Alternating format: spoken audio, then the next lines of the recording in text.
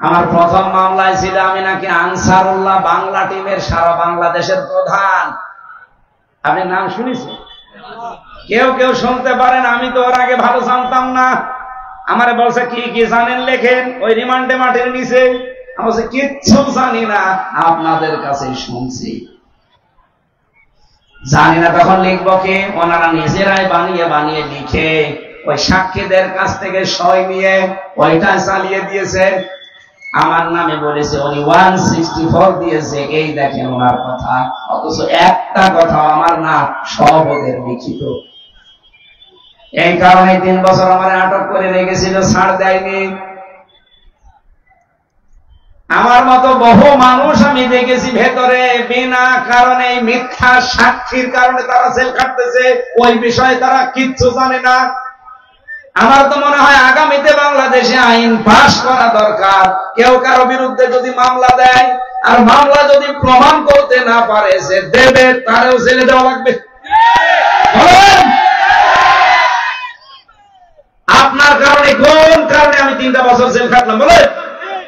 প্রমাণ হয়ে গেছে যে আগস্টের 5 তারিখের পরে মামলা আমার শুধু জামিন না, খারিজ হয়ে গেছে। আদালত কর্তৃক আমি নির্দোষ, আমার কোন দোষ তারা পায়নি, সম্পৃক্ততা পায়নি। তাহলে 3 বছর আমাকে জেলে রাখলেন কেন? এই জন্য মামলার আয়ু থেকে একেবারে হাসিনা পর্যন্ত সবাই দায়ী। তাই কথা বলে না কেন? এই দেশে আগামী থেকে এরকম মিথ্যা সাক্ষী, এটা সংস্কার করা দরকার না? আমরা এই সংস্কার চাই। এইটা চাইতে গেলে তখন মানুষের মন পাওয়া যায় না। অত দরকারকে আগে নির্বাচন দেন, আমরা করে নেব, তোমরা করবা।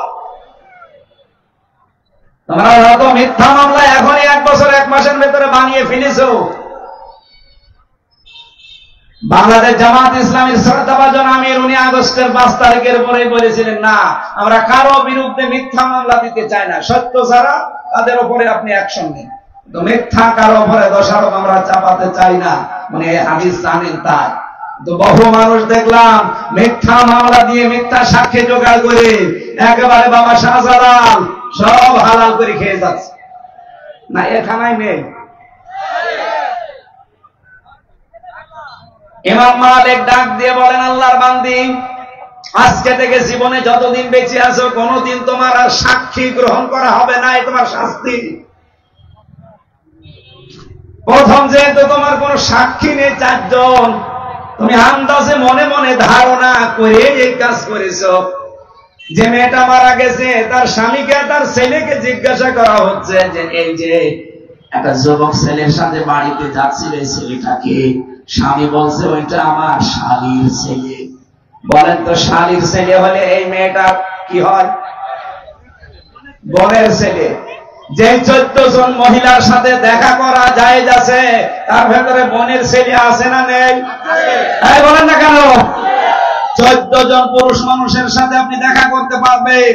আপনার বাবা, আপনার ছেলে, আপনার ভাই, আপনার দুধ ভাই, এরপরে আপনার বোনের ছেলে, আপনার ভাইয়ের ছেলে, আপনার জামাই। জামাই মানে আপনার মেয়ে যার সাথে বিয়ে দিয়েছেন ওইটা জামাই। এরকম 14 জনের নাম আমি সূরা নিসার ভেতরে পেয়েছি। এই 14 জনের সাথে আপনি দেখা করতে পারবেন, কথা বলতে পারবেন, কিন্তু মুখমণ্ডল, হাতের কবজি আর পায়ের পাতা খোলা রাখা, বাকি শরীর ঢেকে রাখা লাগবে। কথা বুঝতেছেন? মেয়েরা যদি কেউ দেখা করতে চান তাহলে 14 জন পুরুষের নাম সূরা নিসার 21 নম্বর আয়াতটা পড়ে নেবেন।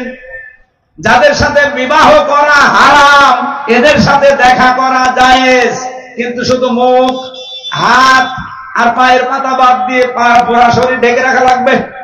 বলেন তো এই যে 14 জনের নাম আমি একটা একটা করে এখন বলবো, এর ভেতরে স্বামীর নাম আছে?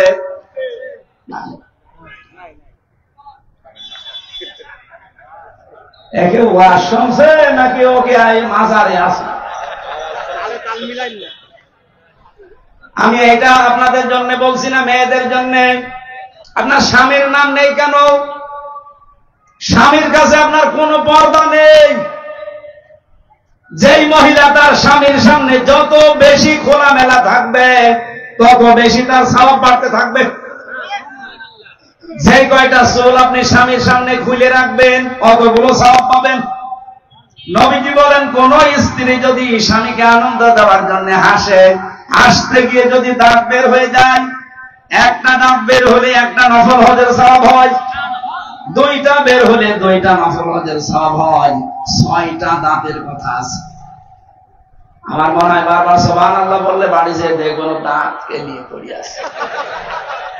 কিন্তু হুজুর ওয়াজ করলে যত দাঁত দেখবা তত সওয়াব। এই জন্য আমি আর নামলাম না, দরকার নেই, দুইটাই থাক। সম্মানিত মা বোনেরা, আমি জানি আপনারাও দাঁত বের করেন স্বামী বাদ দিয়ে দোলা ভাইয়ের সামনে। হ্যাঁ কথা বলে, এরকম মহিলা দেশে নেই। একজন মেয়ে লোকের জন্য মরণের মতো কঠিন এবং ভয়ঙ্কর হচ্ছে 2 জন পুরুষ। মৃত্যুকে মানুষ যেমন ভয় করে, এই 2 জন পুরুষকে যেন এরকম ভয় করে চলে। তার একজন হচ্ছে দোলা ভাই আর একজন দেবর। আর এই দেশে এই 2 জনের সামনে কোনো পর্দা থাকে না, অথচ এই 2 জন সম্পর্কে ভয়ঙ্কর। এদের থেকে আরো বেশি দূরত্ব বজায় রাখা লাগবে।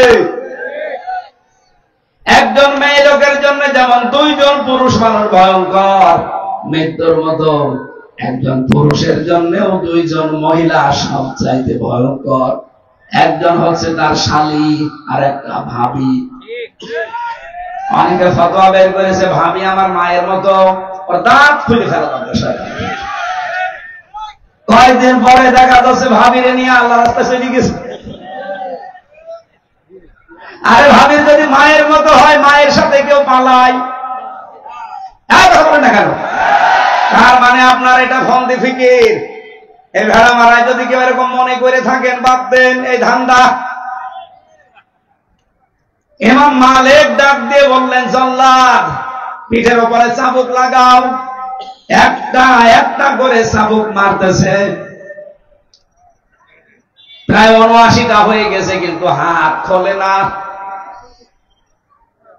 ইমাম মালিক ডাক দিয়ে বললেন, জল্লাদ খবর কি? বলেন, না হাত তো খোলে নাই, আর একটা চাবুক বাকি আছে। ইমাম মালিক ডাক দিয়ে বললেন, দেখেন আল্লাহর কোরআন আমি 100% বিশ্বাস করি, এখানে কোনো 2 নাম্বারই নেই। অবশ্যই আমাদের কোনো কিছু ভুল হয়ে যাচ্ছে। মেয়েটাকে জিজ্ঞাসা করলেন পর্দার আড়াল থেকে, তুমি কিন্তু মুখ দিয়ে অথবা অন্তর দিয়ে এই ধারণাটা নিক্ষেপ করেছিলে, খারাপ ধারণা, অথচ ওই মহিলার চরিত্র এরকম না। আল মুসলিমু মান সালিমাল মুসলিমুনা মিন লিসানিহি ওয়া ইয়াদিহি। নবীজি বলেন, মুসলমান তো ওইটা যার হাতের দ্বারা মুখের দ্বারা অন্য মুসলমান শান্তি পায়। অথচ আজ বাংলাদেশে হাত মানে শুধু এই হাত না, হাত মানে ক্ষমতার হাত, হাত মানে প্রভাবের হাত, হাত মানে আইনের হাত। এই সমস্ত হাতের দ্বারা এবং মুখের দ্বারা যদি কোনো মানুষ কষ্টে থাকে, মুসিবতে থাকে, আল্লাহর কসম আপনি আল্লাহর নবীর উম্মত এখন হতে পারেননি। যেহেতু হাত দিয়ে তুমি লাশ ধোয়াচ্ছিলে আর মুখ দিয়ে কথা বলছিলে যে এই মেয়েটার এই চরিত্র এই খারাপ, এই খারাপ, রব্বুল আলামিন তার এই পবিত্র পবিত্রা বান্দার প্রতি এরকম উল্টা পাল্টা ধারণা করা পছন্দ করে নাই। এজন্য সঙ্গে সঙ্গে পাপের শাস্তি দিয়েছে, হাত গেছে আটকিয়ে। একটা চাবুক তো বাকি আছে, 80টা মারলে তো তোমার গোনা মাফ হবে। জাল্লাদকে বললেন, চালাও এবার বিসমিল্লাহ বলে। 79টা হয়ে গেছে, আর একটা মারবে। বিসমিল্লাহির রহমানির রহিম। 80টা মারার সঙ্গে সঙ্গে চট করে হাত খুলে গেছে। আমার ভাইরা, আমি যেটা বোঝাতে চাই এই জীবনী থেকে, আন্দাজে কোনো ধারণা করলে যদি এই শাস্তি আল্লাহ সঙ্গে সঙ্গে চাপিয়ে দেয়, আমার মনে হয় এরকম শাস্তি যদি বাংলাদেশে আজকে থাকতো, আর ডাকসুতে যত রকমের দোষ চাপানো হচ্ছে সাদিক কায়েমের উপরে আর ফরহাদের উপরে, সবগুলো বন্ধ হয়ে যেত। আন্দাজে দোষ চাপিয়ে দেয়। আপনি রাগ করবেন না, আপনার হাতে পায়ে ধরে বলছি, বিবেকটা একটু কাজে লাগান। সাদিক কায়েম গোপনে ফরহাদ গোপনে পেছনে থেকে যে কাজটা করে দিয়েছে, তাদের মাথায় তুলে রাখার কথা এ জাতির, অথচ কত শতানাটা দোষ তাদের উপরে গোপনে চাপিয়ে দেওয়া হচ্ছে। এখন এই জাতির মতো নিকৃষ্ট এবং নেমো খারাপ মানুষ আমি আর পৃথিবীতে পাই না। জাতির সূর্য সন্তান যারা পৃথিবীর প্রত্যেকটা দেশের দিকে তাকান, তারা জাতির সূর্য সন্তানদেরকে মাথায় তুলে রাখে। এত বড় কঠিন অবস্থা থেকে যারা আজ আমাদেরকে উন্মুক্ত জীবনে ফিরিয়ে দিল, সে যেভাবে হোক, তাদেরকে আজ জাতি উল্টা পাল্টা দোষ দিতে দ্বিধাবোধ করে না। আল্লাহ এদেরকে সম্মতি দান করেন। এরপরেও যদি মানুষগুলোর হেদায়েত আল্লাহর জানা থাকা যে হবে না, এদেরকে যেন নমরুদ ফেরাউনের মতো হালাক করে দেন, বলেন আমিন। এত বড় কঠিন কথা আমি বলতাম না, এই আচরণগুলো দেখে বলছি। সুতরাং আল্লাহ সবচেয়ে নারাজ এবং মন খারাপ হয়, আল্লাহ রাগান্বিত হয়ে যায় যখন মানুষ গীবত করে আর এর কথা ওর কাছে চাপিয়ে দেয় মিথ্যা তহমত দিয়ে। 3 নম্বরে বিশ্বনবী জানিয়েছেন, মানুষ যখন সুদ খায় তখন আল্লাহ আরো বেশি রেগে যায়। অথচ বাংলাদেশে এখন ঘরে ঘরে সুদ। কথা বলেন, এলাকা এখানে এটা আছে কিনা আমি জানি না, যে টাকা ছেড়ে রাখে, টাকা আসে 1000 টাকা দিয়ে রাখে, মাসে মাসে 100 টাকা করে বেশি পায়। এরকম যদি কেউ থাকেন, আমি অপমানের জন্য না, সংশোধনের জন্য বলছি, আপনার জন্য আমি আজকে এমন একটা কাজ করে দেব, আপনি ছেড়ে দেবেন। হাত তোলে তো দেখি, টাকা ছেড়ে রেখেছেন আপনি? হাত তুলে নামিয়ে ফেলছে। হ্যাঁ, আপনি হাত তুলেছেন যখন, তখন কয় টাকা ছেড়েছেন? এই 10-20 হাজার মানুষের সামনে আপনার লজ্জা হয়? কিয়ামতের দিন এই লোকটা যদি সত্যি টাকা ছেড়ে রাখে, যতই দাঁড়ি থাক, এই কপালে লেখা থাকবে সুদখোর, আরে মুখের উপরে লেখা থাকবে মায়ের সাথে জেনাকারী। অথচ এখন আমরা এই অপরাধটা দেখতে পাচ্ছি না। আল্লাহ সাত্তার নামের কারণে এগুলো গোপন আছে। কিয়ামতের দিন আল্লাহ এটা ওপেন করে দেবে। যে যে অপরাধ করছেন ওইটা কিন্তু তার এই শরীরের ভেতরে ফুটে উঠবে। আপনি কার জন্য করছেন এই সুদের টাকা ইনকাম? আপনি বলেন তো আপনার বউকে যে সুদ খেয়ে এত বড় লোক আমি, এত কিছু উপায় করি, তোমাদের শান্তির জন্য গোনা যদি একটু হয় তোমরা নিবা। আমার মনে হয় কোন বউ রাজি হবে? আজকে বাড়ি যে পরীক্ষা করি তো, যে আমার চলতে কয় টাকা লাগে, আমি আমার নিজের জন্য না, তোমাদের শান্তি সুখের জন্য কিন্তু একটু উল্টা পাল্টা করি, গোনা একটু হয় আমিও জানি। এখন বলো তো আমার এই অপরাধটা তোমরা একটু ভাগ নেবে? একটা বউ, একটা ছেলে মেয়ে, কেউ রাজি হবে না। কার জন্য চুরি করছেন? যার জন্য চুরি করি সেই যদি কিয়ামতে বলে চোর, এরকম পাগল চোর দেশে আছে। আমরা এরকম পাগল হতে চাই? আল্লাহ আমাদের হেফাজত করুন। 4 নম্বরে সবচাইতে বেশি আমার আল্লাহ একেবারে যখন সর্বশেষ রেগে যায়, যখন আল্লাহ দেখে লোকটা মিথ্যা কথা বলছে। আর এইটাই বাংলাদেশে বেশি। বলেন, বিশ্বে আমি যতগুলো দেশে ছোট বয়সে ঘুরেছি, সবচাইতে বেশি মিথ্যা পেয়েছি বাংলাদেশের, ভারতে। বিশ্বের কোন দেশে আমি এত মিথ্যা কথা পাইনি। এমনকি চরিত্র পর্যন্ত, এই যে চুরি করার স্বভাব, অন্যের জিনিস নিজের মনে করে নিয়ে যায়। মালয়েশিয়া বিশ্ববিদ্যালয়ে ঘুরছিলাম, হঠাৎ করে দেখে একটা মোবাইল পড়ে আছে। আমার সাথে যে ছেলেরা ছিল তারা এই দেশের না, অন্য দেশের। 120টা দেশের ছেলে মেয়ে সেখানে পড়াশোনা করছে। আমারে বলছে, মাওলানা এই যে মোবাইলটা পড়ে আছে, বিশাল ক্যাম্পাস, আমাদের কুষ্টিয়া বিশ্ববিদ্যালয়ের প্রায় 20 ডবল বড় হবে, এত বড় বিশাল এরিয়া। এই এলাকা থেকে ওই এলাকা যেতে মানুষ গাড়ি নিয়ে যায়। আমার বলছে যে মোবাইলটা পড়ে আছে, এর পাশ দিয়ে যদি শুধু বাংলাদেশ আর ভারতের ছেলে মেয়েরা না যায়, কিয়ামত পর্যন্ত মোবাইল পড়ে থাকবে, কেউ নেবে না। আমার কি নাম করলো না, বাঁশ দিল।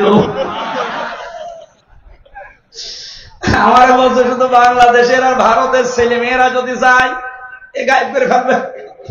কিন্তু অন্য কোন দেশের ছেলে মেয়ের আয়ের পাশ দিয়ে গেলে শুধু দেখবে, তাকাবে না। আর যদি নেয় ও হারানো জিনিস যেখানে জমা দেয়, ওখানে একটা জায়গা আছে, জমা দিয়ে দেবে।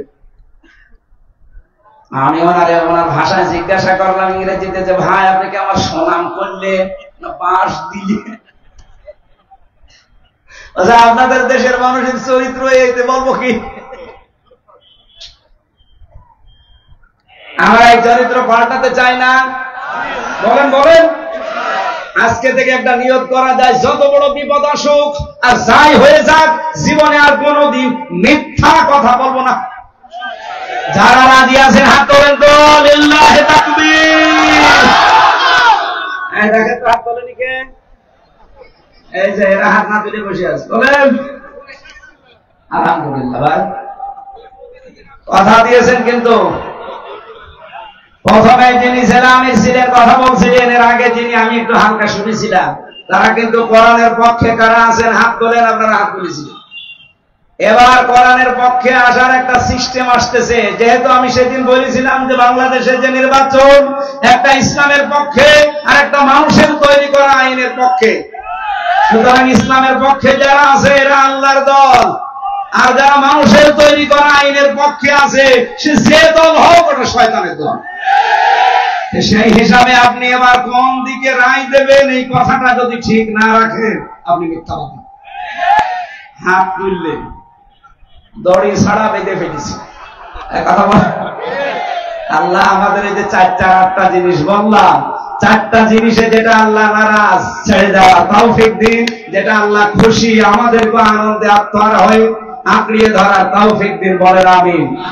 সূরা ফাতিরের একটা আয়াত আর লক্ষ লক্ষ হাদিসের একটা টুকরা পড়েছি। 32 নম্বর আয়াতটা পড়েছিলাম। রব্বুল আলামিন বলেন, সুম্মা আওরাসনাল কিতাবাল্লাযীনা ইসতাফাইনা মিন ইবাদিনা ফামিনহুম যালিমুন লিনাফসি ইলা আখিরি আয়াত। রব্বুল আলামিন বলেন, অতঃপর আমি এই পৃথিবীতে কোরআনের উত্তরাধিকারী, কিরা কোরআনের ধারক বাহক, কোরআনের জ্ঞান আমি আল্লাহ শুধু আমার বান্দার বান্দীদের মাঝে তাদেরকেই দান করি, যাদেরকে আমি আল্লাহ মনোনীত করি, পছন্দ করি। ও বাংলার মুসলমানেরা, আজ আমরা যারা আলেম আছি এখানে আলেমদের কিছু দায়িত্ব কর্তব্য, সে আলেম নারী হোক আর পুরুষ হোক। আলেম মানে শুধু নামের আগে মাওলানা মুফতি লিখা আছে এটাই আলেম না। যতটুকু জ্ঞান আপনি পেয়েছেন আপনি ওই জ্ঞানের আলেম।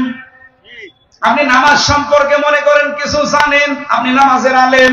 আপনি যাকাত সম্পর্কে কিছু জানেন, আপনি যাকাতের আলেম।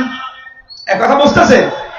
শরীয়তের পূর্ণাঙ্গটা যারা জানে আমরা তাদেরকে অনেকে আলেম মনে করি। রব্বুল আলামিন বলেন, আমার কিতাব যেহেতু পূর্ণাঙ্গ পরিপূর্ণ, সুতরাং আমার কোরআনের জ্ঞান যারা পাবে এই মানুষগুলো যেমন তেমন মানুষ না, এরা আমার মনোনীত। সুম্মাস্তাফাইনা, এদেরকে আমি ইস্তেফা করি, এদেরকে আমি মনোনীত করেছি, এদেরকে আমি নির্বাচিত করেছি, পছন্দ করি। এজন্য এদেরকে আমি শুধু আমার কোরআনের ধারক বাহক, জ্ঞানী, এলেম দিয়ে ধন্য করেছি। কিন্তু আমার এই বান্দা বান্দীদের ভেতরে যারা কোরআনের জ্ঞান পেয়েছে, কোরআনের এলেম পেয়েছে, এরা আবার 3 প্রকার। এদিকে তাকান, এবার আপনারটা আসতেছি। কম বেশি আমরা এখানে যারা আছি অন্য জাতির লোক বাদ দিয়ে সবাই কোরআনের কিছু না কিছু জানি না, জানি না? বলেন বলেন। কিছু না জানলে সূরা ইখলাস জানেন না? কুল হুয়াল্লাহু আহাদ, এই তো আপনাকে আল্লাহ কোরআনের জ্ঞান দিয়েছে। রব্বুল আলামিন বলেন, ফামিনহুম যালিমুন লিনাফসিহি, এদের ভেতরে এক প্রকার বান্দা আছে যারা কোরআনের জ্ঞান পেয়েছে কিন্তু তারা জালেম, তারা নিজেদের উপরে জুলুম করেছে। কারা তারা দেখেন তো আপনি এই ক্যাটাগরিতে পড়েন কিনা? 1 নম্বরে যে মানুষগুলো কোরআনের জ্ঞান পেয়েছে, এলেম পেয়েছে, কিন্তু হারাম কাজ লিপ্ত থাকে আর ফরজ কাজ করে না। এই মানুষগুলো নিজেদের উপরে নিজে জুলুম করার কারণে কিয়ামতে উঠবে, কিন্তু আলেম হয়ে না, জালেম হয়ে। এদেশে এরকম জালেম নেই? হারাম কাজে লিপ্ত থাকে, ফরজ কাজগুলো করে না। 2 নম্বরে মিনহুম মুকতাসিদ, মধ্যম পন্থা অবলম্বনকারী। এরা হচ্ছে ফরজ নামাজ, ফরজ কাজগুলো আদায় করে, হারাম কাজগুলো ছেড়ে দেয়, কিন্তু মাকরুহ কাজ, এরপরে মুস্তাহাব বিষয়গুলো ছেড়ে দেয়, মুবাহ বিষয়গুলো কিছু মনে করে না। আমি যে ব্যাখ্যাটা বলছি এটা ইবনে কাসির থেকে। আমার তো মনে হয় বাংলাদেশে এখন আমরা যারা নারী আর পুরুষ আছি কোরআনের জ্ঞানে এই 2 নাম্বারের ক্যাটাগরিতে আছি।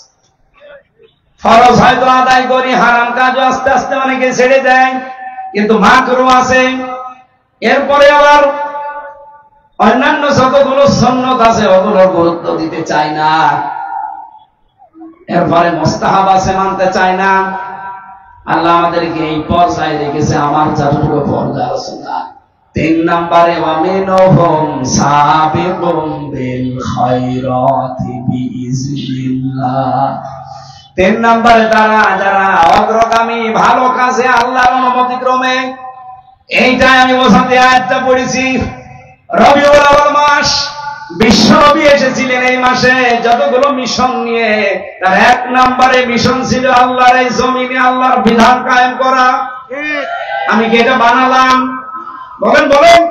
আপনি পুরো কোরআনটা সামারাইজ করে দেখবেন, সব কথার এক কথা এই কথা, হে নবী আপনাকে আমি পাঠাইছি আল্লাযী আরসালা রাসূলাহু বিল হুদা ওয়া দীনিল হাক্কি লিইয়ুযহিরাহু আলাদ দীনি কুল্লিহি ওয়ালাউ কারিহাল মুশরিকুন। আমি সেই আল্লাহ, আপনাকে আমি পাঠালাম আমার সত্য দিন ইসলাম দিয়ে, কোরআন দিয়ে। আমি চাই পৃথিবীতে যত জীবন বিধান আছে সব পেছনে ফেলে দেবেন, আমার কোরআনকে আপনি দুনিয়ায় জারি করবেন, কায়েম করবেন, বিজয় করবেন। যদিও এতে মুশরিকদের মন খারাপ হবে। সুতরাং রবিউল আউয়াল মাস এসেছে আমাদের এই শিক্ষা দিতে। আমরা এই দেশে এখন আল্লাহর বিধান কায়েম করতে চাই, যদিও যারা শিরিক করে তাদের কাছে এটা ভালো লাগবে না। কথা বলেন না কেন? আলেমদের ভেতরে 3 নাম্বার যেটার পর্যায়, এটা অনেকে আমরা এখনো যেতে পারিনি। আল্লাহ যাদেরকে নির্বাচিত করেছেন, মনোনীত করেছেন, ভালোবেসেছেন, পছন্দ করেছেন, তাদেরকে এই কাজটা আল্লাহ অ্যাক্টিভ ভাবে করার সুযোগ দেয়। যেমন আল্লাহ সাইদিকে আল্লাহ দিয়েছিলেন, উনি যদি পীর হতেন, সারা জীবন পীর সাহেবগিরি করতেন, কত কিছুর মালিক হয়ে যেতেন আপনি বলেন। তার মতো বড় পীর বাংলাদেশে আর কাউকে পেতেন আপনি? এত মুরিদও তার কেউ থাকতো না, এত মুরিদ হয়তো তার, কিন্তু জীবনে তিনি এই 3 নাম্বারটা বেছে নিয়েছেন। আমিনহুম সাবিকুম বিল খায়রাত। এই খায়রাতের ব্যাখ্যায় আমি প্রায় 25টা বিষয় পেয়েছি। একটা একটা করে সিরিয়াল করে আমি দেখেছি। সর্বপ্রথম খায়রাত, ভালো কাজ আল্লাহর দৃষ্টিতে এই জমিনে দিন কায়েম করা। কুষ্টিয়াবাসী বড় ভালোবাসি আপনাদের। আমি চাই নারী পুরুষ যারা এসেছেন এটা একবারে বুঝে ফেলেন। আপনি যত তাড়াতাড়ি বুঝবেন তত তাড়াতাড়ি আপনি কল্যাণ পাবেন।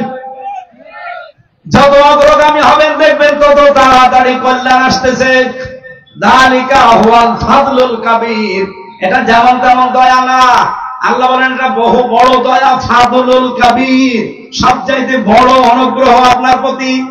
বাংলাদেশে আজ মাত্র 18 কোটি মানুষের 7 কোটি 20 লাখ মানুষ, এরা চাচ্ছে যে এই দেশে দিন কায়েম হোক। এই আয়াত অনুযায়ী এরাই আমিনহুম সাবিকুম বিল খায়রাত, এরা ভালো কাজে অগ্রগামী এই মাত্র 7 কোটি 20 লাখ। বাকি যারা বাইরে আছেন আহ্বান জানাবো, ফিরে আসেন। আল্লাহর দিন কায়েমের জন্য পতাকা তলে যারা শামিল করতে চায় শামিল হয়ে যান। ইবনে মাসউদের হাদিস পড়েছিলাম না, ফাত্তাবিউস সিরাতাল আযম। তোমাদের জীবিত অবস্থায় যখন তোমরা দেখবে সেই দলের দ্বারা ইসলাম কায়েম করা অতি তাড়াতাড়ি সম্ভব, তোমরা ওই দলকে সাপোর্ট করবা, অনুসরণ করবা, পেছনে থাকবা। আর আমি যেটা জানি এখন বাংলাদেশে দিন কায়েম করার জন্য সবচাইতে বেশি অগ্রণী ভূমিকায় আছে বাংলাদেশ জামাত ইসলামী। আপনার মন খারাপ হলে আপনি লেখাপড়া করে বুঝে নেন, যান সূরা ফাতির 32 নম্বর আয়াত। এটা যদি করতে পারেন, এর পরবর্তীতে আল্লাহ সুসংবাদ দিয়েছেন জান্নাত। জান্নাতুন না, জান্নাত বহুবচন দিয়েছে। এরপরে শব্দটা আদম, স্থায়ী। আমরা এখানে যারা আরবি গ্রামার বুঝি জিজ্ঞাসা করে দেখেন তো, আরবিতে 1 বচন আছে, 2 বচন আছে, বহু বচন আছে, কিন্তু অন্যান্য ভাষায় আপনি এটা পাবেন না, 1 বচন, বহু বচন। তার মানে 2 হলেও কিন্তু বহু বচন হয় না, কমপক্ষে 3 হওয়া লাগে। আল্লাহ যে জান্নাত না দিয়ে জান্নাত বহু বচন দিয়েছে, তাফসীরে মুফাসসির লিখেছেন, কোন মানুষকে যদি আল্লাহ এই পৃথিবীর ময়দানে দিন কায়েমে শরীক থাকার কারণে তাকে যদি জান্নাত দান করেন, একটা না কমপক্ষে 3টা জান্নাত দান করবেন। আর এক একটা জান্নাত হবে ভেড়া মারার মতো, বলেন, তাম পৃথিবীর সমান এক একটা জান্নাত হবে। আমরা যেহেতু লোভে পড়েছি, আমরা করছি, মন থেকে করছি, ইখলাসের সাথে করছি। আপনাদেরকে আহ্বান জানাচ্ছি, দুনিয়া থাকবেন না, আমিও 100 বছর পরে এখানে থাকবো না, আপনিও থাকবেন না। আসেন এই বহু বছর যে 3টা জান্নাত কমপক্ষে পাওয়া যাবে, এইটা পাওয়ার জন্য অফি যালিকা ফালিয়াতানা ফাসিল মুতানাফিসুন। এবার প্রতিযোগিতা আরম্ভ করি আমরা সবাই মিলে এই জান্নাতটা পাওয়ার জন্য। যেখানে একটা জান্নাতের কথা বলেন না আল্লাহ, কয়টা? 3টা। বলেন বলেন, সবাই যেন কমপক্ষে 3টা জান্নাতের মালিক হতে পারি, সেই রাস্তায় এগিয়ে আসার আহ্বান জানাচ্ছি। 11টা পার হয়ে গেছে, আবার সকাল থেকে প্রোগ্রাম শুরু, এই জন্য আমরা আর থামতে পারলাম না। যাই বলেছে আল্লাহ কবুল করেন। আমার একটা বই আছে, লিখিত বই, জেলখানায়, সৃষ্টি নিয়ে লেখা, যদি লাগে পেছনে গাড়ি আছে, এখান থেকে নিয়ে যান। আল্লাহুম্মা আমিন। লা ইলাহা ইল্লা আনতা সুবহানাকা ইন্নী কুনতু মিনাজ জালিমিন। রব্বুল আলামিন, এই প্রচন্ড গরমে আমার নিজ জেলা কুষ্টিয়ার ভেড়ামারা, এই গোলাপনগর দামকদিয়া এলাকায় তোমার যুবক বান্দারা, এই মোকাররমপুর ইউনিয়নবাসীর যুবক ছেলেরা মুরব্বিদেরকে সাথে নিয়ে তারা কোরআনের আয়োজনে আঞ্জাম দিয়েছে। আল্লাহ, একটা ছেলেকেও তুমি ফেলে দিও না, এদেরকে তুমি কবুল করে নাও। সওয়াব যদি দিয়ে থাকো, কোটি কোটি গুণে বাড়িয়ে দাও। নবীজির রওজায় পৌঁছে দাও সওয়াবগুলো। এলাকায় মাটির নিচে যারা ঘুমিয়ে আছে, কবরগুলো জান্নাত বানিয়ে দাও। রব্বুল আলামিন, আমার প্রাণ প্রিয় জেলা, আমার মাতৃভূমি এই বাংলাদেশ, বিশেষ করে কুষ্টিয়া, এখানে এই জেলাতে আমার জন্ম হয়েছে। আল্লাহ, তুমি এই জেলাকে ইসলামের জন্য উর্বর বানিয়ে দাও। সম্মানিত মা বোনদেরকে তুমি কবুল করো। বহু মহিলা এসে বসে আছে যারা অসুস্থ, আল্লাহ শেফায়ে কামিলা আজিলা দাও, যাদের